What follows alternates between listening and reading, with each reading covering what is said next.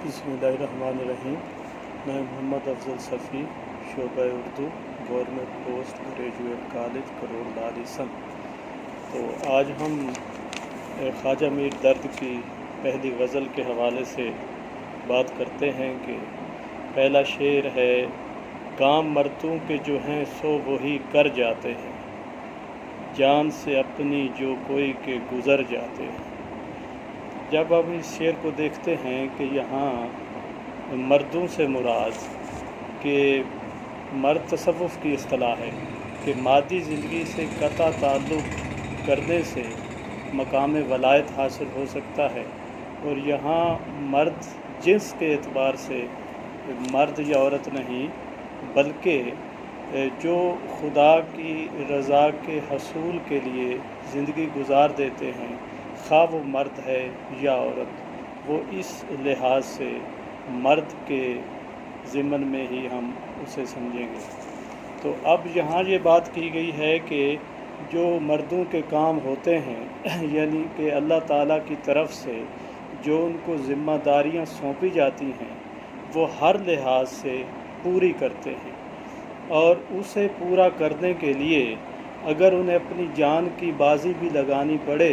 तो वो जान की बाजी लगा देते हैं। यानी कि जान से गुज़र जाना मुहावरा है, जान की परवाह तक न करना। अब जब दुनिया के एतबार से हम देखते हैं कि ज़िंदगी के अंदर बहुत सारे लोग अपने मकसद के हसूल के लिए तगो-दो करते हैं और किसी सूरत भी अपने मकसद पर समझौता नहीं करते, हर मुश्किल से निपटते हुए वो अपने अगली मंजिल की तरफ चलते जाते हैं, और उन्हें किसी किस्म की मसाइल जो हैं वो उनके रास्ते की रुकावट नहीं बन सकते। मैदान हयात में वही लोग कारहा नुमाया अंजाम दे सकते हैं जो ज़िंदगी की मुश्किलात से नबर्द आज़मा होते हैं। अच्छा, जान कुर्बान करना किसी कमज़ोर आदमी का काम नहीं, बल्कि ये ख़ास लोग जो मज़बूत इरादे के मालिक होते हैं वो अपने मकसद के हसूल के लिए अपनी जान की बाजी लगा देते हैं, और फिर वो मुड़कर नहीं देखते कि उनके लिए जो मसाइल हैं मज़ीद क्या मुश्किलात में वो बदल सकते हैं, लेकिन वो अपने मकसद को हर सूरत में सामने रखते हैं। और वो दुनियावी मामलात जो हैं जितने भी हैं वो उनसे घबराते नहीं, बल्कि हर सूरत में अपने मकसद की तरफ बढ़ते चले जाते हैं। और बुलंद हिम्मत लोगों की इस शेर में जहाँ बुलंद हिम्मत लोगों की तौसीफ़ व तारीफ़ की गई है, वहाँ कमज़ोर दिल और अपनी मंजिल से हट जाने वाले लोगों को तंबीह भी की गई है दूसरे लफ्ज़ों में कि कामयाब तो वही होते हैं जो अपनी मेहनत से आगे बढ़ते रहते हैं, लेकिन जो रास्ते में ही हौसला हार जाते हैं और परेशानियों का शिकार हो जाते हैं, जिन्हें सूद व ज़िया का खौफ रहता है, वो कभी अपनी मंजिल की तक नहीं पहुंच सकते। इसलिए मंजिल तक पहुंचने के लिए पुख्ता इरादे की ज़रूरत है, और हर हवाले से मज़बूत इरादे की ज़रूरत होती है। अगर हम तसव्वुफ़ के एतबार से देखें तो वहाँ सालिक को इरफान ज़ात के हसूल के लिए बेशुमार मुजाहिदों और रियासतों से गुज़रना पड़ता है, और अपनी तमाम तमन्नाओं, आरज़ुओं, ख्वाहिशों को छोड़ना पड़ता है, तब कहीं जाकर वो खुदा की रज़ा को हासिल कर सकते हैं और अपनी मंजिल मकसूद को पा सकते हैं। अब मजमूई तौर पर देखें तो इस शेर को हम ये कह सकते हैं कि इंसान को ज़िंदगी के अंदर जो फ़राइज़ सौंपे गए हैं उसको हर सूरत में उनको मुकम्मल करना चाहिए, और उनकी तकमील के लिए जितने भी मसाइल उसके रास्ते में आते हैं वो किसी सूरत भी उसके रास्ते की रुकावट नहीं बननी चाहिए, बल्कि वो हर लिहाज से उन्हें आगे बढ़ते रहना चाहिए। अच्छा, दूसरा शेर देखते हैं कि मौत क्या आके फ़कीरों से तुझे लेना है, मौत क्या आके फ़कीरों से तुझे लेना है, मरने से आगे ही ये लोग तो मर जाते हैं। अब यहाँ जब हम देखते हैं कि मरने से आगे यानी कि मौत से पहले ही, तो अब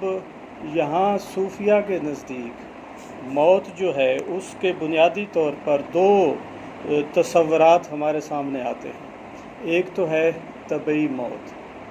اب طبعی موت کیا ہے؟ جس میں جسم اور روح کا تعلق ختم ہو جاتا ہے اور دل کا دھڑکنا بند ہو جاتا ہے اور انسان اس عارضی دنیا کو چھوڑ کر اگلی دنیا کی طرف روانہ ہو جاتا ہے، یہ ہے طبعی موت۔ اور دوسری موت ان کے نزدیک جو ہے نفس امارہ کی موت۔ صوفیہ کے نزدیک اصل موت جو ہے وہ نفس امارہ کی موت ہے، یعنی کہ وہ ان کی جو خواہشات ہیں، نفسانی خواہشات، وہ تمام چیزوں کو زندگی کے اندر ہی ختم کر دیتے ہیں اور وہ زندگی اس انداز میں گزارتے ہیں کہ جس انداز کی زندگی کی مرنے کے بعد انسان کو ضرورت ہوتی ہے، یعنی کہ وہ دنیاوی جتنی رنگینیاں ہیں، رعنائیاں ہیں، دولت ہے، اقتدار ہے، اختیار ہے، یا دنیا کی جتنی دوسری چیزیں ہیں، وہ ان کو اہمیت نہیں دیتے اور وہ اصل زندگی سمجھتے ہیں ابدی زندگی، آخرت کی زندگی۔ اور یہاں یہ کہا گیا ہے کہ اے موت، یہ جو فقیر ہیں، یہ خدا رسیدہ لوگ ہیں۔ اب فقیر جو ہے جیسے فقر ہے لفظ، الفقر و فخری، فقر پر مجھے فخر ہے، تو اب یہ فقیر یا درویش لوگ جو ہوتے ہیں، ان سے اے موت تو آ کر کیا لے گی؟ موت کیونکہ طبعی موت جو ہے وہ سانسوں کو ختم کرنے والی بات ہے، اور اس لحاظ سے ان کے پاس دنیا کی کوئی ایسی چیز سے رغبت پائی نہیں جاتی جو موت آ کر ان سے چھین لے گی، اور جو چیز ان کے پاس موجود ہے وہ موت بھی نہیں چھین سکتی۔ وہ ان کا کردار ہے، عمل ہے، خدا سے محبت ہے، جو انہیں آخرت میں بھی کام آئے گی۔ اور ویسے بھی ایک بات حقیقت ہے کہ جس چیز سے انسان محبت کرتا ہے اس سے ملنے کی آرزو بھی اس کے دل میں شدید ہوتی ہے۔ تو یہ لوگ جو ہیں، یہ جو خدا رسیدہ لوگ ہیں، یہ تو موت سے ڈرتے نہیں بلکہ موت سے خوش ہوتے ہیں ایک طرح سے، کہ ان کے درمیان جو خدا سے ملاقات والا ایک پردہ درمیان میں حائل ہے وہ موت کے بعد ختم ہو جائے گا اور یہ تو خدا سے مل لیں گے۔ تو اس لحاظ سے موت انہیں خوف زدہ نہیں کر سکتی، اور یہ لوگ مرنے سے پہلے ہی دنیاوی چیزوں کو چھوڑ چکے، دنیاوی تمام چیزوں کو چھوڑ چکے ہوتے ہیں، اور ایسے لگتا ہے کہ مرنے سے پہلے ہی یہ لوگ مر چکے ہیں۔ جیسے نا کہ پاس خستہ تن کے سوا کچھ اور نہیں، پاس خستہ تن کے سوا کچھ اور نہیں، موت بھی آئے گی تو ناکام پلٹ جائے گی۔ ان کے پاس تو وہ خستہ تن ہوتا ہے، اگر وہ موت لے بھی لے گی تو لے گی، اس لیے یہ تو خوش ہوتے ہیں کہ آخرت کی زندگی جو ہے اس میں جانا ہے، اور یہ موجودہ زندگی بھی اس انداز میں گزار رہے ہوتے ہیں جس کی اگلی زندگی کے اندر ضرورت ہوتی ہے۔ تو اس لحاظ سے یہ کہا گیا کہ موت کیا آ کے فقیروں سے تجھے لینا ہے، تجھے ان فقیروں سے کیا ملے گا؟ جو کچھ تجھے چاہیے اس سے ان کی محبت ہی نہیں ہے، تو زیادہ سے زیادہ ان سے سانس چھین سکتی ہے، ان کا دل دھڑکنا بند ہو سکتا ہے، اس کے علاوہ تو ان کے پاس کچھ ایسی چیز ہے نہیں جس کے انہیں خوف ہو چھن جانے کا، اس لیے تمہیں ان سے کچھ نہیں ملے گا۔ اگلا شعر دیکھتے ہیں کہ دید و دید جو ہو جائے تو غنیمت سمجھو، جوں شرر ورنہ ہم اے اہل نظر جاتے ہیں۔ دید و دید ملاقات، ملنا جلنا، کہ اس مختصر سی زندگی کے اندر اگر ملاقات کا موقع مل جاتا ہے دیگر انسانوں کے ساتھ رہنے کا، دوستوں سے یا دیگر لوگوں سے، تو اسے غنیمت سمجھنا چاہیے، کیونکہ زندگی اس قدر مختصر ہے کہ آگے اگلا مصرع دیکھیے کہ جوں شرر کی مانند چنگارے کی طرح، ورنہ ہم اے اہل نظر جاتے ہیں، ہم تو چنگارے کی طرح اے اہل نظر آتے ہیں اور دنیا سے رخصت ہو جاتے ہیں۔ اب جو چنگارہ ہے یہ ایک طرح سے اس کی دو صورتیں بنتی ہیں کہ جب یہ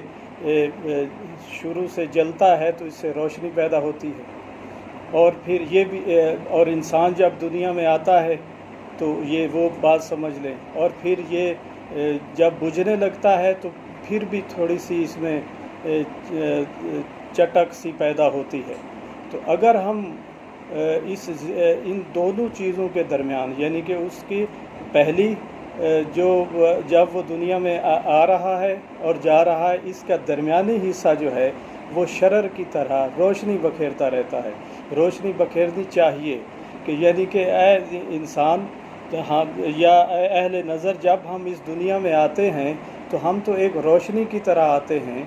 اور اپنی زندگی میں روشنی بکھیرتے رہتے ہیں اور پھر ہم چلے جاتے ہیں۔ تو جو اہل نظر ہوتے ہیں، جو باشعور انسان ہوتے ہیں، وہ دنیا کے اندر لوگوں کو اذیت نہیں دیتے بلکہ محبتیں بانٹتے ہیں۔ تو اس لیے اگر تمہیں زندگی کے اندر کچھ مواقع مل جاتے ہیں میل ملاقات کے، تو اس صورت میں ہمیں انسانی محبت، انسانی ہمدردی کی طرف توجہ دینی چاہیے۔ اس مختصر سے وقت کو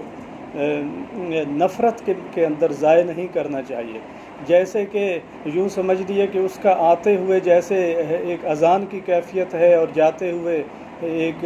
نماز کی کیفیت ہے کہ جنازہ ہو رہا ہوتا ہے۔ جب پیدا ہوتا ہے تو بھی وہ روتا ہوا بچہ آتا ہے، اور جب اس دنیا سے رخصت ہوتا ہے تو اس کے پیارے اس پر رو رہے ہوتے ہیں۔ یعنی کہ یہ زندگی تو نہایت مختصر چیز ہے، اور اس مختصر چیز میں اگر انسانوں سے ملاقات کا موقع مل جاتا ہے تو اسے اچھے وقت میں صرف کرنا چاہیے۔ اور ویسے بھی ہم اگر دیکھیں تو ایک عہد کے اندر دنیا میں کروڑہا انسان موجود ہیں، ہم سبھی سے تو نہیں مل سکتے،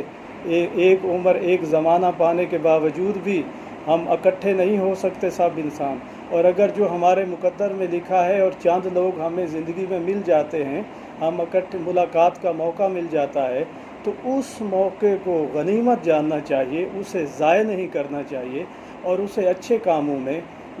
صرف کرنا چاہیے، اور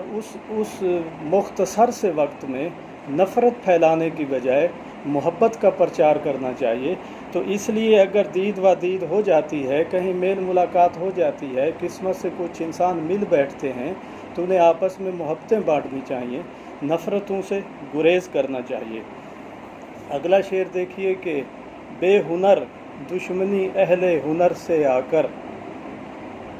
منہ پہ چڑھتے تو ہیں پر جی سے اتر جاتے ہیں۔ اب بے ہنر سے مراد جو کسی ہنر سے واقف نہیں، اہل علم نہیں،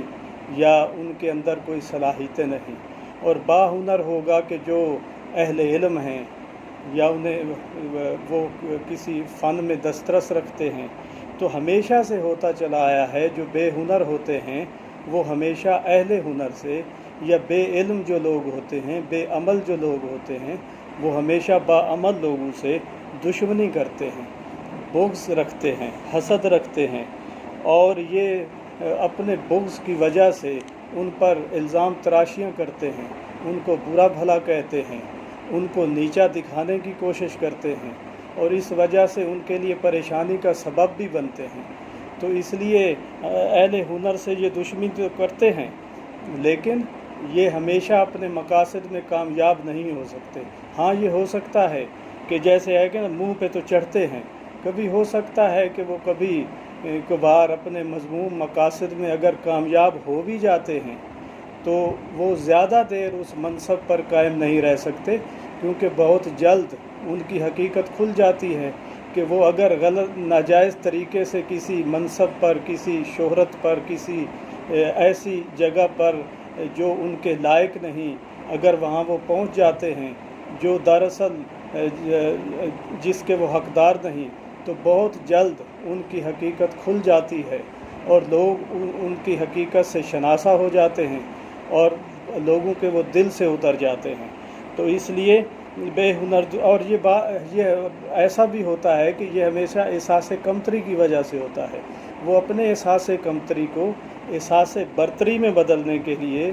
جو اہل ہنر ہیں ان سے دشمنی کرتے ہیں۔ وہ خود اتنی قابل نہیں ہوتے، اتنی محنت نہیں کرتے کہ ان کا مقابلہ کر سکیں، بلکہ ان کی جو مقام و مرتبہ ہے یا شان و شوکت ہے اس سے وہ حسد کرتے ہیں، اور وہ انہیں ہمیشہ نیچا دکھانے کی کوشش کرتے ہیں، اور خود کو اس کا اہل ظاہر کرنے کی کوشش کرتے ہیں، جب کہ وہ اس کو ایسا ہوتا نہیں۔ یہ یعنی کہ وہ اپنی احساس کمتری کو احساس برتری میں تبدیل کرنا چاہتے ہیں۔ تو اس طرح یہ ہمیشہ وہ کامیاب نہیں ہو سکتے، حقیقی معنوں میں کامیاب نہیں ہو سکتے۔ وہ بہت جلد جو ہے اپنا تھوکا ان کے اپنے منہ پہ آتا ہے۔ تو اس لحاظ سے ہمیشہ جو بے ہنر لوگ ہیں وہ اہل ہنر سے دشمنی تو کرتے ہیں، لیکن ان کی یہ کامیابی پہلے تو انہیں ملتی نہیں، اگر ملتی ہے تو عارضی ہوتی ہے، کیونکہ حقیقت کبھی چھپ نہیں سکتی، اور جو بناوٹ یا عارضی چیزیں ہیں وہ اپنے آپ کو ظاہر کر دیتی ہیں۔ اس لیے اگر وہ اس چیز کے قابل نہیں ہوتے تو وہ انہیں نہیں مل سکتی، اور اس لحاظ سے اہل ہنر جو ہیں، اہل علم و فضل جو ہیں، ان کی جو حقیقی عزت ہے وہ ان سے کوئی نہیں چھین سکتا۔